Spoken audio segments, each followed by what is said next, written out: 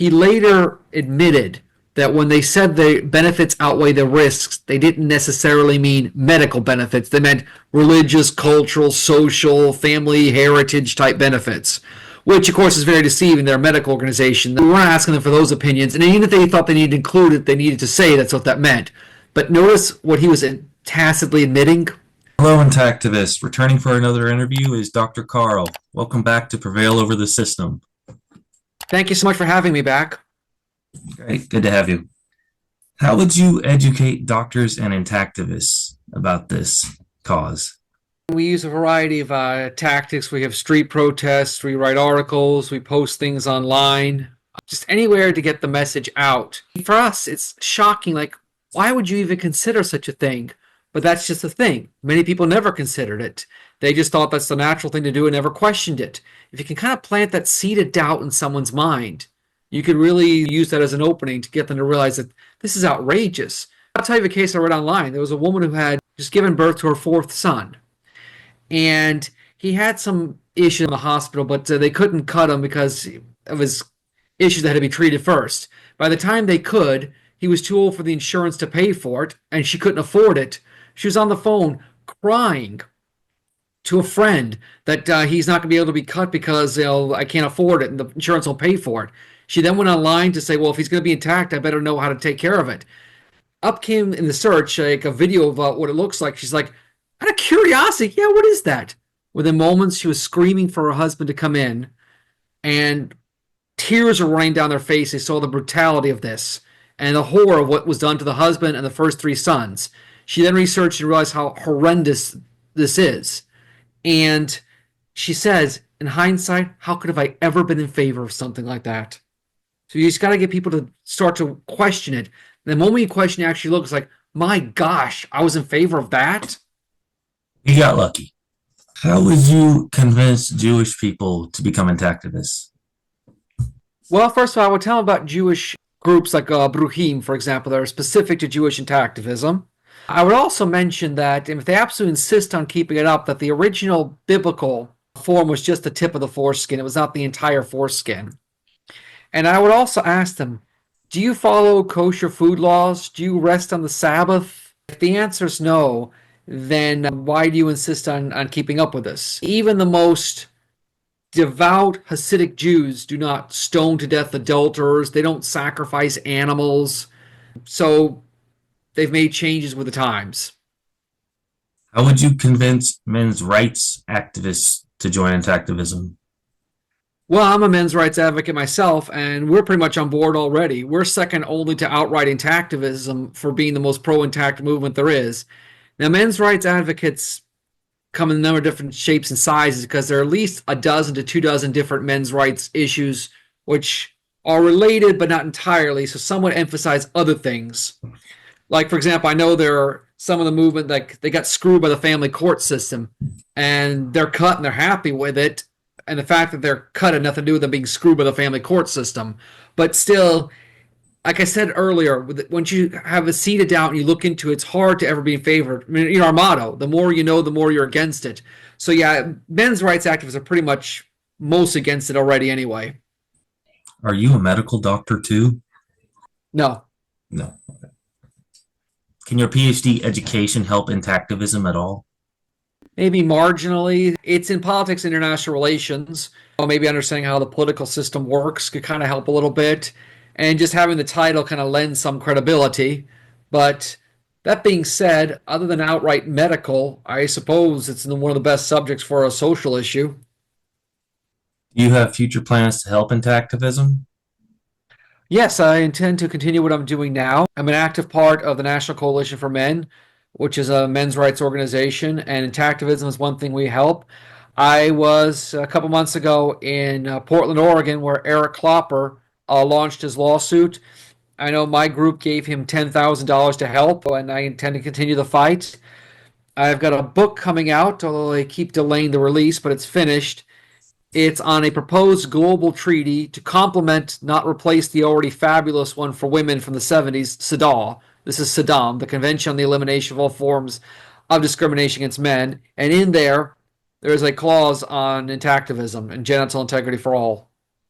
Do you think Eric Klopper will succeed at outlawing circumcision in Oregon, considering that a successful legal challenge will open the floodgates for thousands of males to sue the state government. I am optimistic he can succeed, but it's, of course, very hard to predict. He chose Oregon wisely because he took one of the states that has one of the lowest rates already, and he looked at states that have one of the strongest state constitutional protection for equality. And Oregon was one of the first states to pass laws against female genital mutilation. And there have been some state Supreme Court justices in Oregon that have in the past made some positive comments about activism. Altogether, I want to be optimistic that he'll succeed, but we'll see. It's going to be hard. What is the likelihood the state government will take the chance of going bankrupt? Yeah, that's a tricky one. They probably would not want to go bankrupt, and that's the problem. It'd be hard enough without angering religious groups to say you can't do this. Copper very cleverly excluded religion.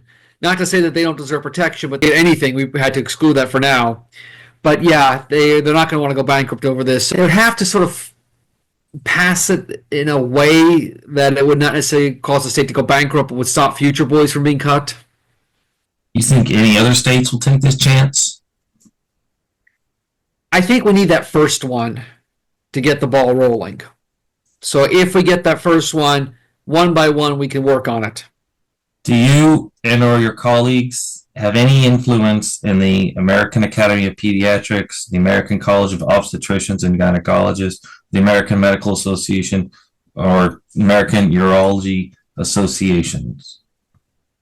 Not really that I'm aware of. I wish we did. I know there's a group doctors opposing circumcision. I don't know to the extent they have any influence, but beyond them, I don't know of us having any influence. Although having said that, though, you remember the American Academy of Pediatrics issued that statement in 2012 where they said the benefits outweigh the risks, but not enough to recommend, but enough to suggest third-party reimbursement, which shows you what that's really all about, doesn't it?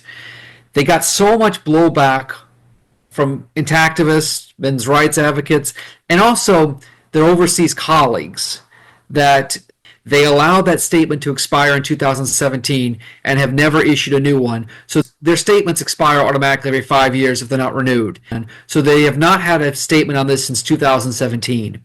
I wonder if the pressure we put on them was enough for them to just no longer make a statement. So maybe we have more influence than I realized. Would you ever like to challenge them? Like, you mean in court?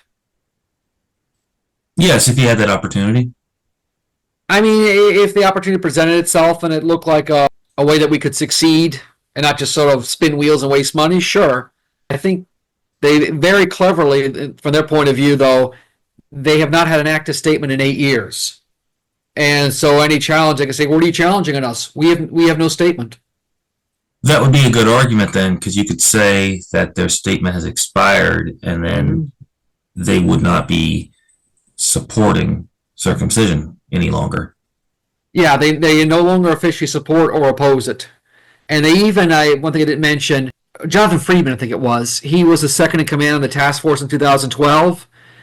He cut his own son in a Jewish ceremony on his kitchen table. So it's like, gee, no bias there, right? But at any rate, he later admitted that when they said the benefits outweigh the risks, they didn't necessarily mean medical benefits. They meant religious, cultural, social, family, heritage type benefits, which, of course, is very deceiving. They're a medical organization. We weren't asking them for those opinions. And even if they thought they needed to include it, they needed to say that's what that meant. But notice what he was tacitly admitting, that if you take those factors out and go purely medical, then the benefits do not outweigh the risks. Do you think that this knowledge could be used by intactivists to change people's minds by saying that these organizations no longer support this procedure? Absolutely. We're fond of saying that no medical organization in the world recommends it, routine circumcision for babies and boys. Even when the American Academy of Pediatrics had the 2012 statement, I know some people, like one page I follow, Chicks on the Right, they saw the Blood Men protests and wrote an article about it, and they said, well, the AAP recommends it. No, even in 2012, they said the benefits outweigh the risk, but not enough to recommend. And as you know, that's as I said, that statement is itself expired. So even then, they did not outright recommend it. So we were quick to point out no medical organization in the world recommends it. Numerous ones in Europe and around the world have condemned it. The Royal Dutch Medical Association is a particularly strong one. Then how are doctors and hospitals allowed to recommend this to people? Well, again, it violates medical ethics. Some would even say it violates the law for unsolicited medical procedures. But basically, it's a case of it's not being enforced. Thankfully, I've actually heard of a growing number of hospitals in the U.S. that refuse to perform it. Hey guys, it's me, Pods. I'm briefly interrupting this interview to let you know about the Pods e-commerce program. It is vital to keeping the Prevail Over the System channel alive. Go and join us on our Discord to learn more. And best of all, it's free to partake in the Pods e-commerce program, and we don't need any of your information whatsoever.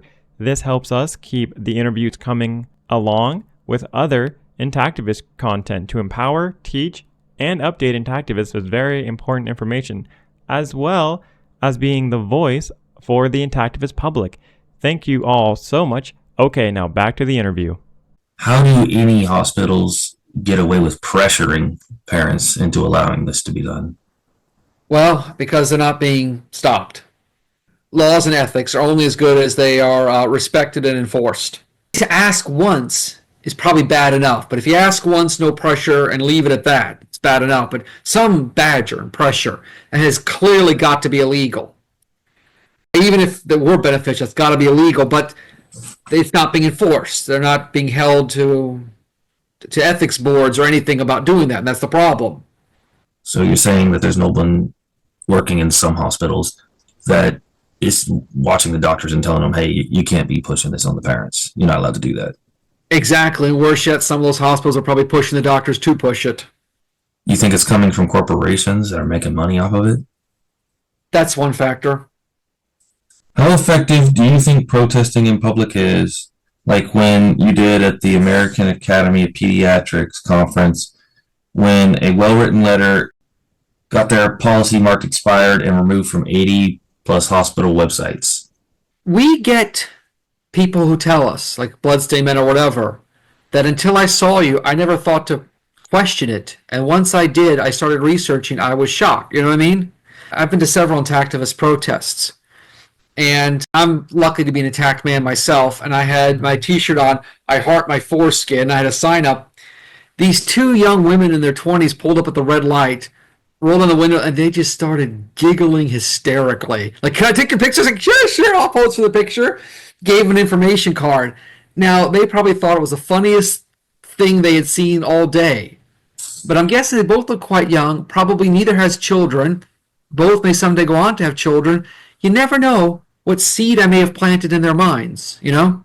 Like, they find out they're going to have a son, and the issue comes up. You know, I did once see that really silly guy with his I Heart My Foreskin t-shirt. He did give me some information, you know? They may look into it. Do you think that if a method for intactivism is effective, it should have obvious results? The problem is it's one of those causes where seeds are planted and it may take a while to grow. Sometimes the effects don't become obvious immediately. I have a PhD in political science. I've studied a lot of history and politics. So many times it takes forever for a movement to get off the ground. But when it finally does, it just takes off quickly. To give a fun example, I remember in chemistry class in high school, I was kept getting upset. We were burning this water, and the temperature just wasn't increasing. I kept telling the teacher, the temperature's not increasing, the temperature's not increasing. The lab was so long it had to be stopped the next day. And she said to me, now, you're not going to get upset if the temperature doesn't increase again today, are you? After a while, the temperature increased quickly. That was the whole point of the experiment. It takes a long time to get the temperature moving. But once it does, boom, it goes up quickly. So, I mean, a lot of movements in history have been that way. I wanted to give an example of some seed planting and how sometimes a struggle could take several generations, and the work you're doing may seem like it's getting nowhere. But in the end, the work you're doing that you may not live to see really bears fruit. If any of you have heard of the Isle of Man, it's a small island between Britain and Ireland. It's under the British Crown, but huge amounts of autonomy, near independent. In 1800, hardly anyone on the island could speak English. They had their own language called Manx, a Celtic language closely related to Irish and Scottish, more distantly to Welsh. So it's just as different from English as, say, Polish or Russian or Greek. In the 1800s, there was a huge push. It's like, this is like a backwards language that isolates us. We don't need this. Let's all speak English. By the 1890s, the language was declining so much that a group of people said, hey, this language is part of our heritage. We need to save this language from extinction. So they set out to save the language. Now, I've thought of a hypothetical man.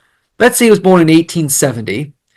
In the 1890s, he's a young man in his 20s who says, yeah, I want to save this language from extinction. I'm going to join this group and I'm going to work diligently to do it. And let's say at the ripe old age of 92, he dies in 1962. What would have he seen? Or what would he said on his deathbed in 1962? I wasted my entire life. The 1961 census showed, I'm going by memory here, but maybe about a few dozen people could still speak the language. It was that gone. And his whole life, he would have seen the language decline rapidly to the point where this previous year he would have seen the worst census. And he would have said, you know what, maybe it's just as well it won't be around in 1971 because I don't want to see it down to 1 or 2 speakers. But in 1971, the census showed that it actually had gone up slightly. Officially, the last native speaker was a man named Ned Madrell, died in 1974, 97 years old, was the last native speaker. But at the time of his death, you had dozens of adults who had learned it as a second language. Today on the Isle of Man, there's an elementary school where all subjects of English are taught in Manx. They don't just teach them how to speak the language, they teach them in the language. Math and geography and history and science in the language. And one effect is like a lot of the children like it because it's like a secret language. Some would go home and speak it at home, and the parents had no idea what they were saying. So the parents said, hey, we need to learn it to know what our kids are saying. And at this point, there are probably at least 50 to 100 children who were raised on the language, new native speakers. Today, a few thousand people on the island can speak it. May not sound like a lot, but the island's population is about 80,000 only, and that's about 2.5%. Doesn't sound like a lot, but that's disproportionately young. And the language is growing so rapidly that the United Nations, that classifies endangered languages, says we can't call it endangered because it just keeps growing. If the island continues this trend for another 30 to 40 years, this will be a total model textbook case on how to save and revive a dying language. Can you imagine that hypothetical man I mentioned who was born in 1870 and died in 1962? If he could see that, what he would think. And if he and the others hadn't done what they did back in the 1890s up into the 30s and 40s, meticulously documenting the language, recording tons of native speakers so we could hear exactly what it sounds like, if they hadn't done that, the language would not be enjoying the revival it is on the island right now. So he would have never lived to see the fruits of his labor, but it's good that he did what he did. That gives me hope that our work Yes. in activism will carry on to future generations. We would like to end this immediately, and oftentimes when causes suddenly get off the ground, the change is quick. But sometimes the struggle in life is intergenerational. Would you be interested in resorting to other methods of intactivism if you think they would be more effective? I mean, depends. I'm not ready to get like violent or any of that kind of stuff, but I mean, within reason and within the framework of the law, any method that works is on the table. So if there's a method we haven't tried that would work and someone wants to suggest it, again, I'm not ready to get violent or violate the law here, but yeah, I'll consider it. You could be challenging the policies at hospitals, making them change the information they give because it's expired. Yeah, for example. How can intactivists be conscious of how many babies are saved and how much money it costs to maximize intactivist programs? The thing about it is, circumcision rates and statistics are notoriously hard to come by, and estimates vary. So for that reason, it can be hard to figure out just how many babies we're saving. As to how much money is saved, well, you can just figure what the cost of each is, how much like Medicaid is paying per state, and if you saw how much it's declined, and look, it was so many X number of babies in this state 5 years ago. It's fewer this year. Look at how much money Medicaid in that state has saved. Thank you for your time today, Dr. Carl. Thank you for having me. Ask me anything you like, and I'd be happy to be back. Okay, great. Thank you very much. Sure.